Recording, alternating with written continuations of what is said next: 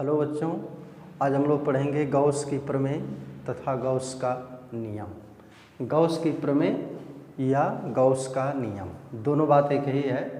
इसे गॉस की प्रमेय अथवा गॉस के नियम के नाम से जानते हैं। परीक्षा में बहुत इंपॉर्टेंट है, ये प्रश्न आता है कि state and prove Gauss theorem, यानी गॉस प्रमेय का कथन क्या है, गॉस प्रमेय कहती क्या है, इसे लिखना होगा और फिर उसे हमें सत्यापित करना होगा।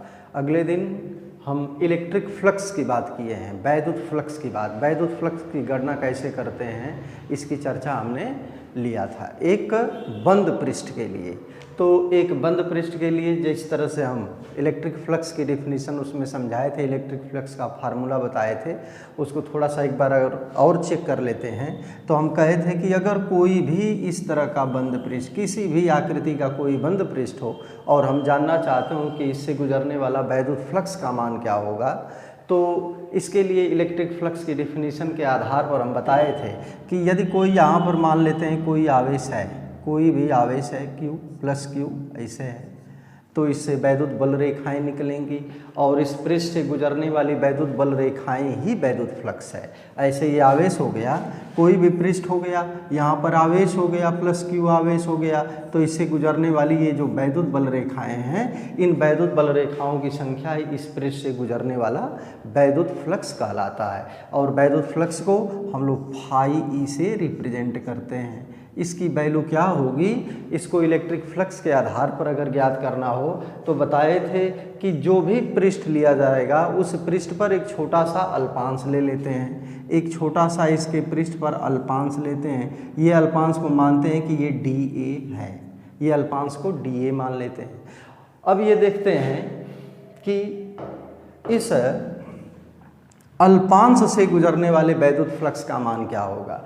चूँकि इस आवेश Q से इस अल्पांश के हर एक बिंदुओं की दूरी बराबर होगी। ये चूँकि देखने में आपको ऐसे भले ही लग रहा है, ये पृष्ठ मान लीजिए कि इस तरह से लिया गया, तो प्लस Q आवेश से इस पर लिया गया अल्पांश का हर एक बिंदु बराबर दूरी पर होगा, इसलिए प्लस Q के कारण अल्पांश के सभी बिंदुओं पर वैद्युत क्षेत्र की तीव्रता समान होगी और धन आवेश है तो दिशा उसकी दूर की ओर होगी। तो मान लिया कि यहाँ पर वैद्युत क्षेत्र की तीव्रता कैपिटल E है और इस अल्पांश पर जो क्षेत्रफल लिया जाएगा वो क्षेत्रफल dA, ये दोनों एक ही डायरेक्शन में है, एक ही में हो भी सकते हैं नहीं भी हो सकते हैं। तो E वैद्युत क्षेत्र की तीव्रता यहाँ पर है, जो अल्पांश क्षेत्रफल लेते हैं वहाँ पर वैद्युत क्षेत्र की तीव्रता देखते हैं, हमने माना E है और क्षेत्रफल वेक्टर dA है, तो इससे गुजरने वाले वैद्युत फ्लक्स का मान क्या होगा। इस अल्पांश से गुजरने वाला वैद्युत फ्लक्स यानी इस अल्पांश से गुजरने वाली वैद्युत बल रेखाएं कितनी होंगी, तो उसका मान होगा, चूँकि ये अल्पांश से गुजरने वाला वैद्युत फ्लक्स है तो उसको लिखते हैं हम लोग d फाई E बराबर, यहाँ पर वैद्युत क्षेत्र E, ये वेक्टर E और डॉट dA, ऐसे ये अल्पांश से गुजरने वाला वैद्युत फ्लक्स होता है। इसका प्रयोग हम लोग हमेशा करते रहेंगे d फाई E। लेकिन संपूर्ण पृष्ठ से कितना होगा निकालने की जरूरत पड़े तो संपूर्ण पृष्ठ से फाई E बराबर ये इंटीग्रल होगा वेक्टर E डॉट dA, जो d फाई E जब अल्पांश से निकाल लेते हैं वैद्युत फ्लक्स तो संपूर्ण के कारण जब करना होता है तो उसका इंटीग्रल कर देते हैं। ये बंद पृष्ठ है तो इसके लिए ऐसा प्रयोग करेंगे, कोई समतल पृष्ठ रहेगा जो पृष्ठ बंद नहीं रहेगा तो सरफेस इंटीग्रल यहाँ पर E लगा देंगे, फाई E का मान E डॉट dA। ये हमने इलेक्ट्रिक फ्लक्स पीछे इसको हमने पढ़ लिया है, लेकिन आज हमें गॉस की प्रमेय और गॉस का नियम इसे समझना है। तो गॉस की प्रमेय क्या कहती है, इसका स्टेटमेंट क्या है, इसका कथन क्या है, तो इसका कथन देखेंगे। गॉस की प्रमेय क्या कहती है, सबसे पहले इसे हम समझेंगे कथन इसका क्या है। Statement of Gauss theorem, Gauss की प्रमेय क्या कहती है। तो गॉस की प्रमेय एक बंद पृष्ठ से गुजरने वाले वैद्युत फ्लक्स के बारे में बताती है। कोई बंद पृष्ठ ले लिया जाए, जैसे एक बंद गोला है या बंद बेलन की आकृति है, घनाभ है, घन है, इस तरह की अगर कोई बंद आकृति हो तो उस बंद आकृति के अंदर कोई आवेश होगा तो उसके कारण गुजरने वाली वैद्युत बल रेखाएं होंगी। बंद पृष्ठ के भीतर धन आवेश होगा तो वैद्युत बल रेखाएं उससे बाहर निकलेंगी, और अगर ऋण आवेश होगा तो वैद्युत बल रेखाएं बाहर से अंदर आएंगी। तो किसी बंद पृष्ठ से गुजरने वाले वैद्युत फ्लक्स का मान क्या होता है, इसके लिए गॉस की प्रमेय कहती है कि किसी बंद पृष्ठ से गुजरने वाले वैद्युत फ्लक्स का मान फाई ई का मान होता है क्या, फाई ई का मान क्या होता है। क्योंकि एक बंद पृष्ठ की बात की है तो बंद पृष्ठ के लिए हम ऐसे भी बताए हैं कि ई डॉट डी ए, ऐसे इसको लिखते हैं फाई ई की वैल्यू को। इसकी वैल्यू क्या होती है, तो गॉस की प्रमेय कहती है कि बंद पृष्ठ के भीतर उपस्थित आवेश की मात्रा, देखेंगे कि उस बंद पृष्ठ के भीतर उपस्थित आवेश कितना है, मानते हैं Q के बराबर है, तो Q अपान एप्सिलॉन 0, ये निर्वात की विद्युतशीलता। तो गॉस की प्रमेय का कथन क्या है, गॉस की प्रमेय के कथनानुसार किसी बंद पृष्ठ से गुजरने वाला कुल वैद्युत फ्लक्स, फाई ई का मतलब किसी बंद पृष्ठ से गुजरने वाला कुल वैद्युत फ्लक्स, बंद पृष्ठ है इसीलिए हमने वेक्टर इंटीग्रल में हमने यहाँ पर गोला जैसा निकाल लिया, लगा दिया है, यहाँ पर होल इंटीग्रल यह है ओवर क्लोज्ड सरफेस। तो फाई ई बराबर वेक्टर ई डॉट डी ए, यानी किसी बंद पृष्ठ से गुजरने वाला कुल वैद्युत फ्लक्स किसके बराबर होता है, उस पृष्ठ के भीतर उपस्थित आवेश की मात्रा तथा निर्वात की विद्युतशीलता के अनुपात के बराबर होता है। इसको देख करके कहेंगे Q बटे एप्सिलॉन 0।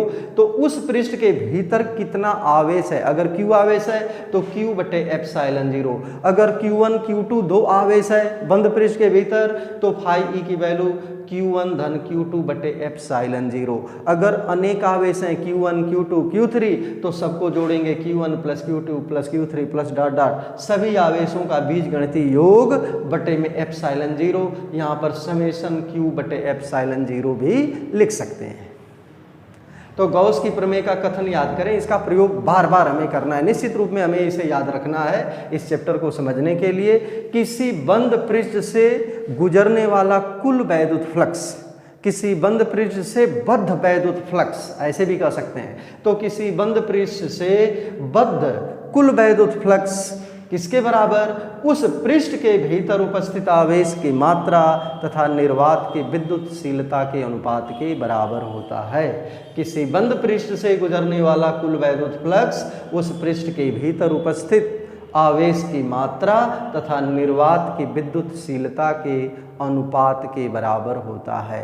इसे ऐसे भी कह सकते हैं, किसी बंद पृष्ठ से गुजरने वाला कुल वैद्युत फ्लक्स उस पृष्ठ के भीतर उपस्थित आवेश Q का 1 बटे एप्सिलॉन 0 गुना होता है। इस तरह से भी कर सकते हैं, इसकी वैल्यू Q बटे एप्सिलॉन 0 ही आएगी। तो हमें ये कथन मिला, ये गॉस की प्रमेय कहती है। गॉस की प्रमेय के अनुसार अगर बंद पृष्ठ के भीतर उपस्थित आवेश Q है तो गुजरने वाला कुल वैद्युत फ्लक्स Q बटे एप्सिलॉन 0, जहाँ एप्सिलॉन 0 निर्वात की विद्युतशीलता है। इसको पीछे पढ़े थे, इसको क्या कहते हैं, निर्वात की विद्युतशीलता। इसका मान 8.85 गुणे 10 की पावर -12 कूलाम स्क्वायर प्रति न्यूटन मीटर स्क्वायर, तो इसका मात्रक होता है। तो ये तो गॉस की प्रमेय कहती है, इसका ये कथन है। अब इसे हम लोग सिद्ध करेंगे, इसका सत्यापन करेंगे। सत्यापन, गॉस की प्रमेय का सत्यापन, इसका प्रूफ क्या है, उत्पत्ति या प्रूफ, इसका सत्यापन कैसे करेंगे। तो एक बंद पृष्ठ की बात यहाँ पर करेंगे। जो बंद पृष्ठ लिया जाता है जिस पर गॉस की प्रमेय लगाई जाती है उसे हम गॉसियन पृष्ठ कहते हैं। तो एक हम लोग गॉसियन पृष्ठ की बात यहाँ पर करने जा रहे हैं। एक ये किसी भी टेढ़ी मेढ़ी आकृति का भी हो सकता है, ये एक गॉसियन पृष्ठ हमने ले लिया। कैसा होगा, बंद पृष्ठ होगा, गोली आकृति, एक गोले के रूप में होगा, किसी भी तरह का हो लेकिन उसकी आकृति बंद होनी चाहिए। जिस तरह से गोला बंद होता है, बेलन बंद होता है, घन घनाभ बंद होते हैं, ऐसे ही है कि ये वृत्त के रूप में नहीं है बल्कि बंद पृष्ठ है। और उस बंद पृष्ठ के भीतर किसी बिंदु पर कोई आवेश रखा है, हमने माना बिंदु O है और इस पर आवेश रखा है +Q। प्लस क्यू के कारण बल रेखाएं निकलेंगी, तो इससे गुजरने वाला वैद्युत फ्लक्स क्या होगा, उसी के लिए हमें डेरिवेशन करना है कि उसका मान Q बाई एप्सिलॉन 0 के बराबर आना चाहिए। अब तरीका क्या है? तरीका ये है कि वैद्युत फ्लक्स की परिभाषा हमने पढ़ा है और गुजरने वाला वैद्युत फ्लक्स निकालने के लिए जो भी गॉसियन पृष्ठ लिया जाता है ये गॉसियन पृष्ठ कहलाएगा। ये क्या कहलाएगा? गॉसियन पृष्ठ। गॉसियन पृष्ठ। इस गॉसियन पृष्ठ पर एक लघु अवयव, एक क्षेत्रफल अवयव, छोटे से क्षेत्रफल की बात हम लोग कर लेते हैं। तो यहाँ पर एक क्षेत्रफल अवयव लिया गया इस तरह से, पृष्ठ के किसी बिंदु P पर एक हमने क्षेत्रफल अवयव ले लिया, किसी बिंदु P पर एक क्षेत्रफल अवयव ले लिया। इस क्षेत्रफल अवयव के हर एक बिंदु की दूरी प्लस Q आवेश से बराबर होगी, इसलिए अवयव के सभी बिंदुओं पर वैद्युत क्षेत्र की तीव्रता बराबर होगी और उसकी दिशा धन आवेश से दूर की ओर यानी O से P की ओर उसकी दिशा होगी। तो दिखा देते हैं यहाँ पर O से P को मिलाने वाली रेखा की दिशा में यहाँ पर वैद्युत क्षेत्र की तीव्रता होगी। इसको दिखाएंगे O से P की ओर वैद्युत क्षेत्र की, ये वैद्युत क्षेत्र की तीव्रता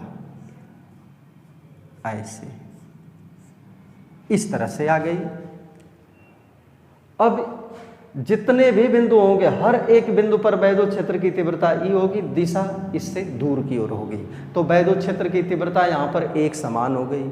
अब इसका क्षेत्रफल कितना है, तो इसका क्षेत्रफल मानेंगे पूरा जो गॉसियन पृष्ठ है उसका क्षेत्रफल कैपिटल A के बराबर है और जो यहाँ क्षेत्रफल अवयव हमने लिया है इसका जो क्षेत्रफल रहेगा कितने के बराबर रहेगा? DA के बराबर। ये क्षेत्रफल DA के बराबर। क्षेत्रफल वेक्टर की डायरेक्शन किधर होगी, तो इसके तल पर बाहर की ओर खींचे गए अभिलंब के अनुदिश होगी, ये DA की डायरेक्शन हो गई।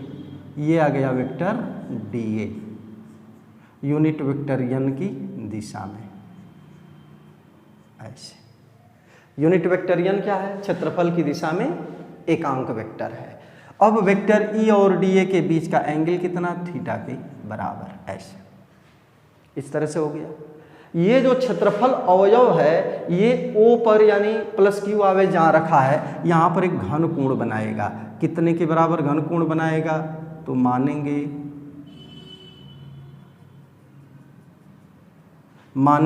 यहाँ पर घन कोण बनेगा d ओमेगा।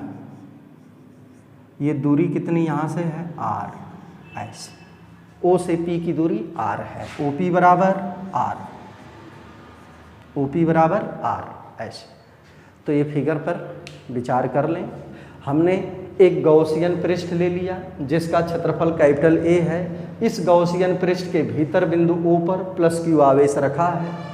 हम गॉसियन पृष्ठ के बिंदु P पर एक क्षेत्रफल अवयव DA की कल्पना करते हैं। इस DA अवयव के सभी बिंदुओं पर वैद्युत क्षेत्र की तीव्रता कैपिटल E होगी, दिशा O से P की ओर होगी, बाहर की ओर होगी। माना क्षेत्रफल वेक्टर की दिशा वेक्टर DA के द्वारा दर्शाई गई है। वेक्टर E और वेक्टर DA के बीच का कोण थीटा है। इतनी कल्पना कर ली, इतनी हमने मान लिया। क्लियर हुआ इतनी चीज? क्या क्या हमने लिया? एक गॉसियन पृष्ठ जिसका क्षेत्रफल A है। माना गॉसियन पृष्ठ के भीतर बिंदु O पर प्लस Q आवेश रखा है। गॉसियन पृष्ठ के बिंदु P पर क्षेत्रफल अवयव DA की कल्पना करते हैं जहां वैद्युत क्षेत्र की तीव्रता कैपिटल E है। चूंकि प्लस Q आवेश से या बिंदु O से P की दूरी हर जगह अवयव के सभी बिंदुओं की दूरी समान होने के कारण पूरे अवयव पर वैद्युत क्षेत्र की तीव्रता बराबर होगी। एक समान वैद्युत क्षेत्र की तीव्रता होगी जिसकी डायरेक्शन दूर की ओर, बाहर की ओर होगी। इस क्षेत्रफल अवयव पर क्षेत्रफल वेक्टर की दिशा DA है। माना वेक्टर E और DA के बीच का एंगल थीटा है। तो वैद्युत फ्लक्स की परिभाषा के अनुसार सबसे पहले हम निकालना चाहेंगे क्षेत्रफल अवयव DA से गुजरने वाला वैद्युत फ्लक्स। तो क्षेत्रफल अवयव DA से गुजरने वाला वैद्युत फ्लक्स सत्यापन देखते हैं। यहाँ से प्रूफ यहाँ करते हैं। प्रूफ की लाइन यहाँ शुरू कर लेते हैं। क्या चीज़? क्षेत्रफल अवयव DA से बद्ध माने गुजरने वाला, बद्ध कुल वैद्युत फ्लक्स, बद्ध कुल अभी नहीं लिखें, केवल बद्ध वैद्युत फ्लक्स लिखें। बद्ध वैद्युत फ्लक्स, वैद्युत फ्लक्स किससे वैद्युत फ्लक्स गुजरने वाला? क्षेत्रफल अवयव DA से। क्षेत्रफल अवयव DA से गुजरने वाला जब वैद्युत फ्लक्स होगा तो उसको हम लोग लिखेंगे D फाई E। अल्पांश है तो ये वैद्युत फ्लक्स ऐसे किसके बराबर होता है? परिभाषा कहती है वैद्युत फ्लक्स की कि वहाँ पर वैद्युत क्षेत्र की तीव्रता और क्षेत्रफल वेक्टर के डॉट प्रोडक्ट के बराबर। तो vector E dot vector DA हम देख रहे हैं E डॉट DA वैल्यू होती है A डॉट B बराबर AB cos थीटा, तो E डॉट DA बराबर EDA cos theta, EDA cos theta, जहाँ थीटा वेक्टर E और वेक्टर DA के बीच का कोण है। तो ये D फाई E की वैल्यू आई। आगे E क्या है?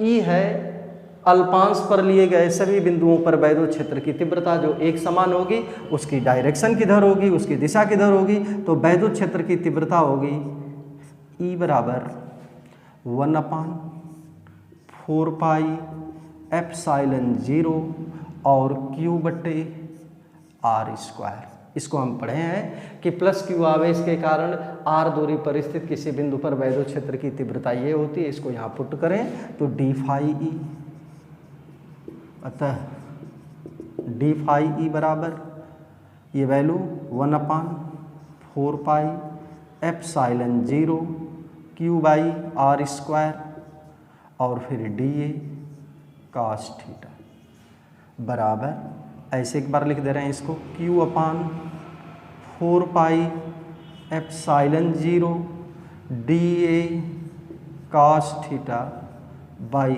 R square. ये D फाई E की वैल्यू आई यहाँ तक। अब अगले दिन हम घन कोण भी पढ़े हैं, सॉलिड एंगल, और घन कोण की परिभाषा में हम पढ़े थे कि ये जो अल्पांश अवयव जो केंद्र पर कोण बनाता है वो घन कोण कहलाता है डी ओमेगा। और इस डी ओमेगा की वैल्यू क्या होती है? अगर E और वेक्टर डी ए दोनों एक ही दिशा में होते हैं तो इस डी ओमेगा की वैल्यू क्या होती है?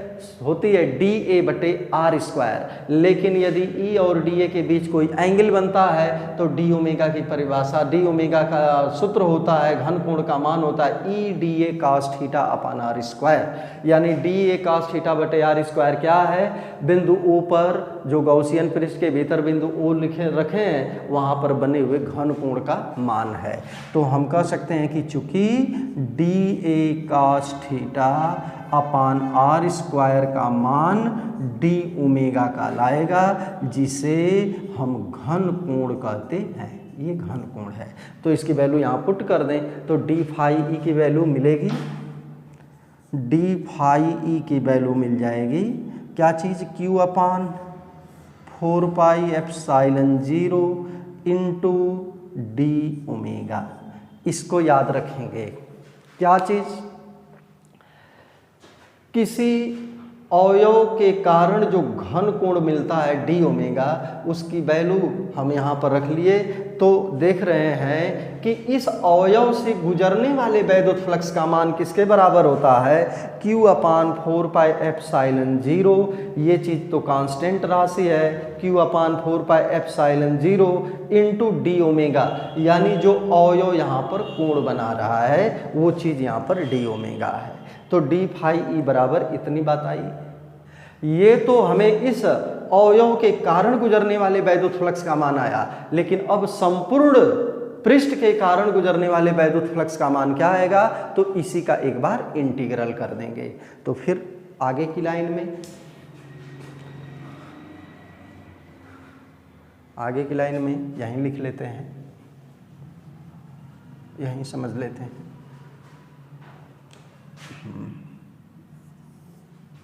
अब संपूर्ण पृष्ठ से बद्ध कुल वैद्युत फ्लक्स, कुल वैद्युत फ्लक्स। तो संपूर्ण से करना है तो फाई ई बराबर जो अल्पांश के कारण निकाले थे उसी का क्या करेंगे, इंटीग्रल करेंगे। चूँकि एक बंद पृष्ठ है, गॉसियन पृष्ठ है, बंद पृष्ठ इस तरह से कर लिए। और ये वैल्यू क्या आई, Q अपान 4 पाई एप्सिलॉन 0 डी ओमेगा। ये जो डी फाई ई की वैल्यू है इसको हमने यहाँ पुट किया।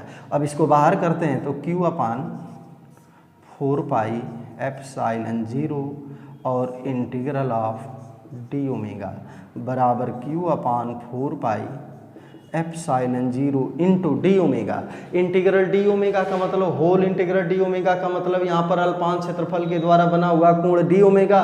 तो पूरे क्षेत्रफल के द्वारा जो केंद्र ओ पर घन कोण बनता है उसको ओमेगा कहते हैं, ओमेगा कहते हैं। और इस ओमेगा की वैल्यू कितनी होती है, 4 पाई स्टेरेडियन। संपूर्ण घन कोण कितना, 4 पाई स्टेरेडियन होता है। तो वैल्यू रखेंगे Q अपान 4 पाई एप्सिलॉन 0 इंटू 4 पाई से 4 पाई कैंसिल हुआ तो फाई ई की वैल्यू कितना मिली, फाई ई की वैल्यू मिली Q अपान एप्सिलॉन 0।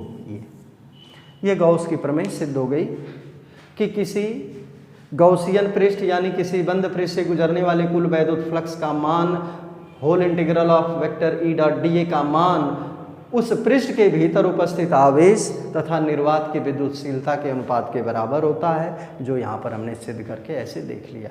बिल्कुल आसान सा ये डेरिवेशन था।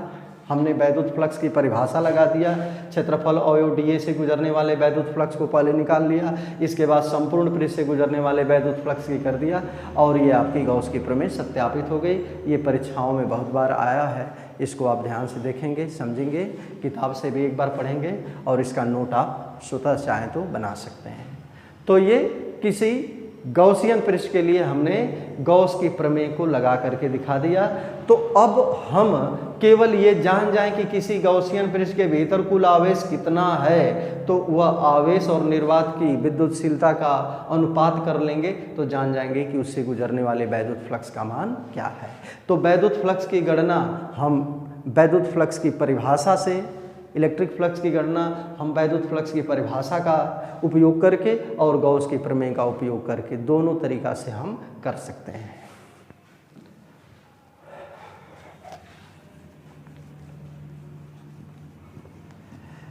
किसी भी तरह का बंद पृष्ठ होगा वो गॉसियन पृष्ठ का काम करेगा और फार्मूला आप याद रखेंगे। आपके किताब में एक छोटा सा क्वेश्चन दिया है, केवल समझने के लिए आपको बता दें। दिया कि एक घन है जो गॉसियन पृष्ठ का काम करता है, उसके अंदर घन के अंदर आवेश दिया है 17.7 पिको कूलाम पीसी। इस आवेश को हमें कूलाम में रखना चाहिए, तो 17.7 गुणे 10 की पावर -12 कर दिए तो ये कूलाम आ गया। आकृति ऐसे दिया है, पूछता है कि उससे गुजरने वाले कुल वैद्युत फ्लक्स का मान क्या होगा।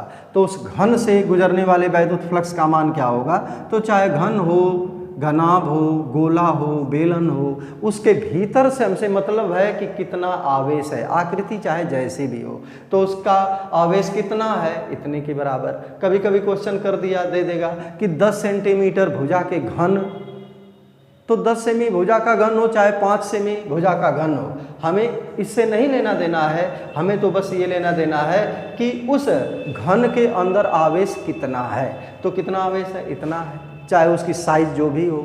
इसके फार्मूले में साइज का कोई मतलब नहीं है। तो फाई ई बराबर कितना, फार्मूला कहता है गॉस की प्रमेय का Q बटे एप्सिलॉन 0। वैल्यू Q की कितनी, 17.7 10 की पावर -12 बटे एप्सिलॉन 0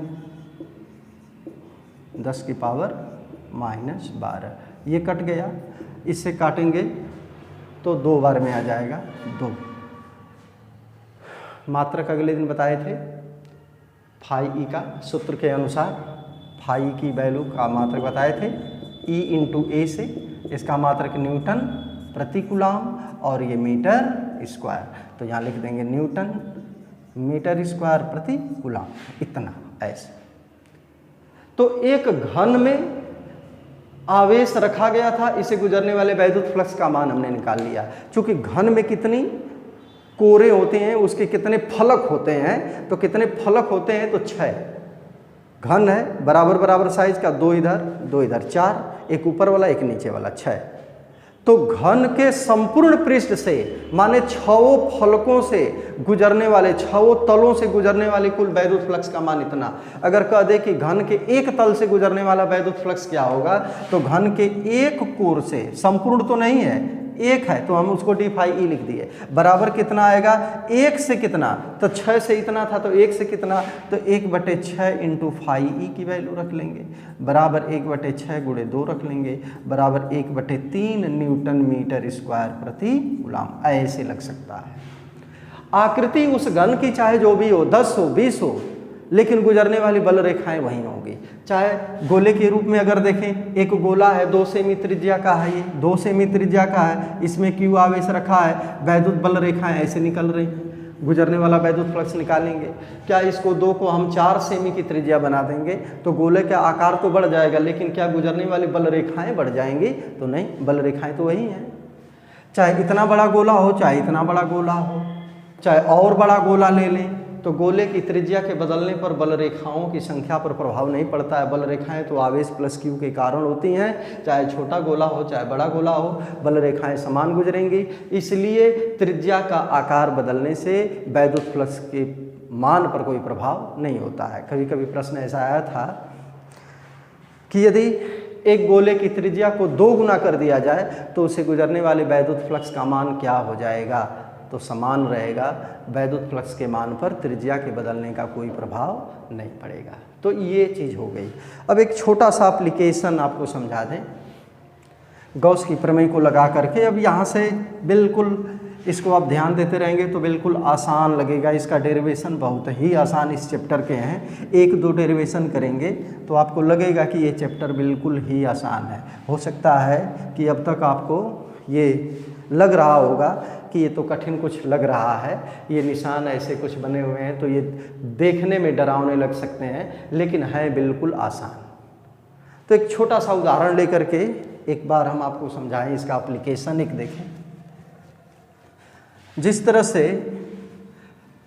हम एक बिंदु आवेश के कारण वैद्युत क्षेत्र की तीव्रता का डेरिवेशन किए हैं। पीछे के चैप्टर में एक बिंदु आवेश यहाँ प्लस Q लिया गया, बिंदु O पर रखा गया, R दूरी पर स्थित एक बिंदु अगर P है तो यहाँ वैद्युत क्षेत्र की तीव्रता का डेरिवेशन हमने किया है 1/, अभी प्रयोग भी किए, और Q बट्टे जो डिस्टेंस है R², इसका हमने डेरिवेशन किया है। इसका डेरिवेशन हम चाहें तो गॉस की प्रमेय को लगा करके भी कर सकते हैं। इसे हम कूलाम का नियम लगा करके डेरिवेशन किया था। आज गॉस की प्रमेय का एप्लीकेशन, गॉस की प्रमेय को लगा करके हम ये सूत्र का डेरिवेशन कर सकते हैं। थोड़ा सा कैसे कर सकते हैं उसको देखें। हेडिंग बना सकते हैं हम लोग, बिंदु आवेश के कारण वैद्युत क्षेत्र की तीव्रता। पीछे डेरिवेशन ये किए हैं, यहाँ पर पुनः इसको हम गॉस की प्रमेय को लगा करके दिखाना चाहते हैं। तो बिंदु आवेश के कारण वैद्युत क्षेत्र की तीव्रता, ये नियम, ये ही हेडिंग, और इसी को परीक्षाओं में पूछा जा सकता है कि दिखाओ कि कूलाम का नियम गॉस के नियम के इक्विवेलेंट है।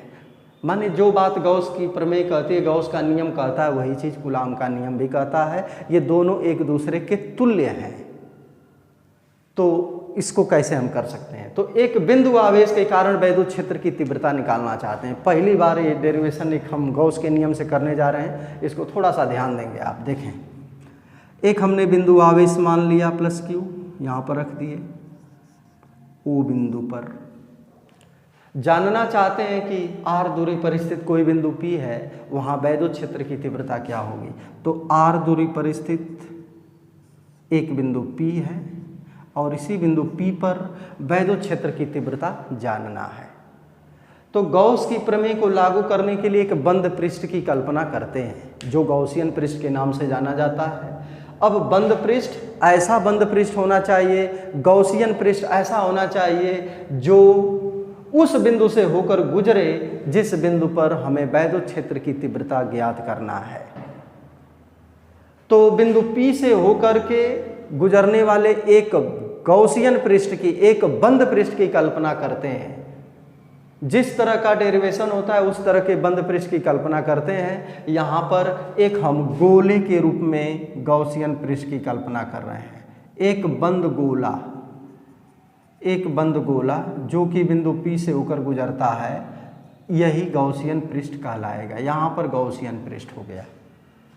चूंकि P बिंदु यहाँ भी हो सकता है, R दूरी पर यहाँ भी हो सकता है, यहाँ भी हो सकता है, कहीं भी हो सकता है, इसलिए इसके लिए गोले का ही आकार गॉसियन पृष्ठ के रूप में लिया जाएगा। P बिंदु कहीं भी हो सकता है, इसलिए इसको हम गोले के रूप में, देखने में भले ही आपको लगे कि ये वृत्त के रूप में दिखाई दे रहा है, लेकिन ये वृत्त जैसा नहीं रहेगा। कैसा रहेगा? एक गोला, ऐसे। तो एक ये गोला के रूप में हमने बिंदु P से होकर के गुजरने वाले ये गॉसियन पृष्ठ की हमने कल्पना यहाँ पर कर लिया। ये है क्या? गॉसियन पृष्ठ है, गॉसियन पृष्ठ। ऐसे तो बिंदु P पर वैद्युत क्षेत्र की तीव्रता हमें ज्ञात करनी है। प्लस Q आवेश के कारण R दूरी पर बिंदु P है। इस बिंदु P पर तीव्रता क्या होगी हमें ज्ञात करना है। हमने मान लिया कि बिंदु P पर तीव्रता E के बराबर होगी, तो E की वैल्यू क्या होगी हमें निकालना रहेगा। तो माना बिंदु P पर एक हम क्षेत्रफल अवयव लेते हैं। वैद्युत फ्लक्स की परिभाषा में हम बताए थे कि एक अवयव की कल्पना करते हैं, तो एक हमने अवयव ले लिया dA, एक dA अवयव ले लिए। अब इस dA जो क्षेत्रफल अवयव है, इसका प्लस Q आवेश के से अवयव के सभी बिंदुओं की दूरी बराबर, तीव्रता बराबर होगी। वैद्युत क्षेत्र की तीव्रता बिंदु P पर हम क्या मान लें? E के बराबर मान लें। तो कैपिटल E के बराबर यहाँ तीव्रता हो गई, वैद्युत क्षेत्र की तीव्रता E हो गई। O से P को मिलाने वाली रेखा की दिशा में तीव्रता की दिशा होगी, क्षेत्रफल वेक्टर की दिशा किधर होगी? तो यहाँ पर बाहर की ओर खींचे गए विलंब के अनुदिश होगी। क्षेत्रफल वेक्टर dA भी उसी दिशा में आया। वेक्टर E और वेक्टर D के बीच का जो कोण थीटा था वो यहाँ पर 0 है। तो सबसे पहले निकालते हैं कि इससे गुजरने वाले वैद्युत फ्लक्स का मान क्या होगा। इस क्षेत्रफल अवयव dA से गुजरने वाले वैद्युत फ्लक्स का मान क्या होगा? तो इस क्षेत्रफल अवयव dA से गुजरने वाले वैद्युत फ्लक्स को d फाई E से रिप्रेजेंट करेंगे। वैल्यू कैसे बताए थे? Vector E dot dA। ये चीज़ बार बार लागू करेंगे, हमेशा यही उपाय करेंगे। तो इस क्षेत्रफल अवयव dA से गुजरने वाले वैद्युत फ्लक्स का मान d फाई E बराबर E डॉट dA। इसको आगे बढ़ाते हैं तो E dA cos theta, theta की वैल्यू 0, cos 0 बराबर 1 होता है, तो d फाई E बराबर E dA। ऐसे आया। ये तो इस छोटे से अवयव के कारण गुजरने वाला वैद्युत फ्लक्स आया। संपूर्ण से कितना होगा? तो संपूर्ण से निकालना होगा तो फाई E बराबर इसी का integral, whole integral E dot dA, यानी E dA आया था, तो E dA ऐसे बराबर E को बाहर किए, इंटीग्रल ऑफ dA बराबर E इंटू dA माने ये छोटा सा अवयव है। पूरा dA करेंगे तो ये पूरा पृष्ठ का क्षेत्रफल आ जाएगा। पूरा पृष्ठ कैसा है? जो कि गोला लिए हैं, तो गोले का पूरा पृष्ठ जिसकी त्रिज्या r है कितना होगी? तो गोले का संपूर्ण पृष्ठ 4 पाई r स्क्वायर, तो यहाँ लिख देंगे 4 पाई r स्क्वायर। ऐसे ये फाई E का मान है। ऐसे समीकरण 1 बना दिए। ये पहली बार जब भी करेंगे वैद्युत फ्लक्स की परिभाषा वाला नियम लगाएंगे। दूसरी बार करेंगे गॉस की प्रमेय से, गॉस की प्रमेय से गॉस की प्रमेय कहती है कि किसी बंद पृष्ठ से गुजरने वाला कुल वैद्युत फ्लक्स कितना होता है? वैद्युत फ्लक्स का मान उस पृष्ठ के भीतर उपस्थित आवेश की मात्रा और निर्वात की विद्युतशीलता के अनुपात के बराबर होता है। तो इस पृष्ठ के भीतर कुल आवेश क्या है? Q है, तो Q बटे में निर्वात की विद्युतशीलता एप्सिलॉन 0। ये कहती है गॉस की प्रमेय। ये समीकरण 2 बना दिए। दोनों की तुलना कर दें, तो दोनों की तुलना करेंगे तो E इंटू 4 पाई r स्क्वायर बराबर फाई E की वैल्यू यहाँ से क्या? Q बटे एप्सिलॉन 0, तो तो E बराबर 4 पाई को इसके नीचे लगा दें, 1/4 pi epsilon 0 into q upon r square को इसके नीचे आर स्क्वायर, ये आई। ये बिंदु आवेश के कारण वैद्युत क्षेत्र की तीव्रता आई। जो हम कूलाम के नियम से सिद्ध किए थे वो आज गॉस की प्रमेय का एप्लीकेशन हमने लगाया। गॉस की प्रमेय वाले चैप्टर से हमने देखा वैद्युत क्षेत्र की तीव्रता प्लस क्यू आवेश से आर दूरी पर स्थित किसी बिंदु P पर क्या आती है, तो 1/4 pi epsilon 0 q upon r square तीव्रता वही आती है। दूसरी चीज, यदि हम ऐसा मान लें कि बिंदु P पर एक आवेश रखा है प्लस Q0, परीक्षण आवेश अगर बिंदु P पर Q0 रखा है, यदि बिंदु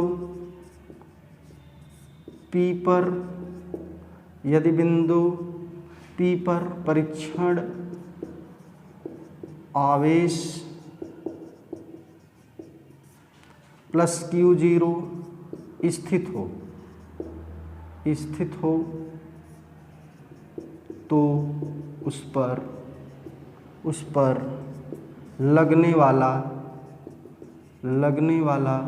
बल F बराबर Q0E। बल कितना, F बराबर Q0E, ये बल होगा।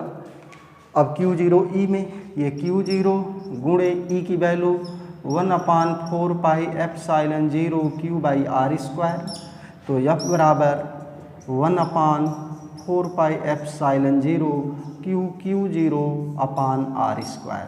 ये क्या है, ये है कूलाम का नियम, ऐसे कूलाम का ये नियम है। तो हम गॉस के नियम से चले थे और कूलाम का नियम प्राप्त कर लिए। इससे पता चलता है कि स्थिर वैद्युतिकी में गॉस का नियम कूलाम के नियम के इक्विवेलेंट है, कूलाम के नियम के तुल्य है। ये कूलाम का नियम आता है। तो गॉस की प्रमेय से हम कूलाम का नियम प्राप्त कर लिए। ये परीक्षा में आ जाएगा कि गॉस की प्रमेय या गॉस का नियम कूलाम के नियम के तुल्य है। तो इस तरह से हम दिखा देंगे कि स्थिर वैद्युतिकी में गॉस का नियम कूलाम के नियम के तुल्य है। गॉस की प्रमेय से हम बिंदु आवेश के कारण वैद्युत क्षेत्र की तीव्रता निकालेंगे। यहाँ जानते हैं तीव्रता E है, तो Q0 पर बल कितना लगेगा, Q0E बल का मान होता है F बराबर QE, तो बल हो गया। उस बल से हमने देखा कि ये कूलाम के नियम के अनुरूप आता है। ऐसे ये चीज़ हम पहले से बता चुके हैं कि गॉस की प्रमेय में अगर आवेश प्लस Q है या वैद्युत बल रेखाएं पृष्ठ के अंदर से बाहर निकलती हैं तो वैद्युत फ्लक्स को धनात्मक लिखते हैं, और यदि वैद्युत बल रेखाएं किसी पृष्ठ के अंदर प्रवेश करती हैं तो ऐसी कंडीशन में वैद्युत फ्लक्स का मान ऋणात्मक लिखा जाता है। एक चीज़ और याद रखेंगे कि यदि कोई आवेश गॉसियन पृष्ठ के बाहर स्थित होता है तो बंद पृष्ठ से गुजरने वाले वैद्युत फ्लक्स का मान 0 होता है, क्योंकि जितनी वैद्युत बल रेखाएं इस पृष्ठ के अंदर प्रवेश करती हैं उतने ही दूसरे पृष्ठ से बाहर निकलती हैं। अगर इस तरह का कोई पृष्ठ ले लिया जाए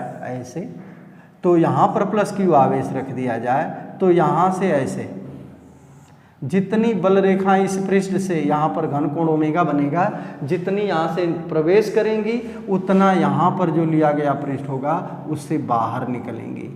तो जब प्रवेश करेंगी तो इसके लिए निगेटिव, और जो बाहर निकलेंगे उसके लिए पॉजिटिव। तो जितना वैद्युत फ्लक्स यहाँ होगा उतने वैद्युत फ्लक्स यहाँ होगा, तो कुल वैद्युत फ्लक्स का मान क्या होगा, 0 होता है। यानी गॉसियन पृष्ठ या बंद पृष्ठ के बाहर कोई आवेश Q है तो उससे गुजरने वाले कुल वैद्युत फ्लक्स का मान 0 लिखते हैं, 0 लिखते हैं। यहाँ का अगर अवयव है, ये जो क्षेत्रफल अवयव ये कोण डी ओमेगा ही बनाएगा, और जितना ये है तो यह भी घन कोण डी ओमेगा ही बनाएगा। तो वैद्युत फ्लक्स का मान दोनों के लिए बराबर ही आएगा। अंतर क्या आएगा, जो प्रवेश करेगा वैद्युत फ्लक्स उसके लिए ऋणात्मक आएगा और जो निकलेगा उसके लिए धनात्मक। यहाँ पर वैद्युत फ्लक्स डी फाई ई ऋणात्मक आएगा और यहाँ पर वैद्युत फ्लक्स डी फाई ई धनात्मक आएगा। ये दोनों वैल्यू सेम है, तो कुल वैद्युत फ्लक्स बराबर क्या आ जाएगा, 0 आ जाएगा। तो बंद पृष्ठ के बाहर कोई अगर आवेश है तो कुल वैद्युत फ्लक्स का मान 0 होता है। तो ये हमने आज आपको गॉस की प्रमेय या गॉस का नियम और उसका एक छोटा सा रूप हमने समझाने का प्रयास किया है। अगले दिन से आपका डेरिवेशन चलेंगे, कुछ गॉस की प्रमेय की एप्लीकेशन गॉस की प्रमेय के नियम। और ये आप इसको ध्यान से आप पढ़ेंगे, एक बार देखेंगे, दोहराएंगे, बहुत ही अच्छा चैप्टर आएगा और इसको निश्चित रूप में आप तैयार करेंगे। अगले दिन अगला क्लास पढ़ाएंगे आपको। तब तक के लिए धन्यवाद।